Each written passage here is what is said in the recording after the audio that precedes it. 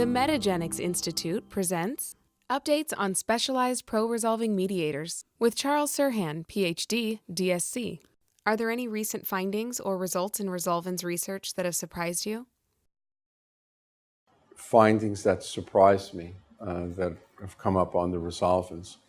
And yes, just at this meeting, Dr. Rick Phipps has presented new data on how resolvins regulate B-cell function and serve as adjuvants for antibody production.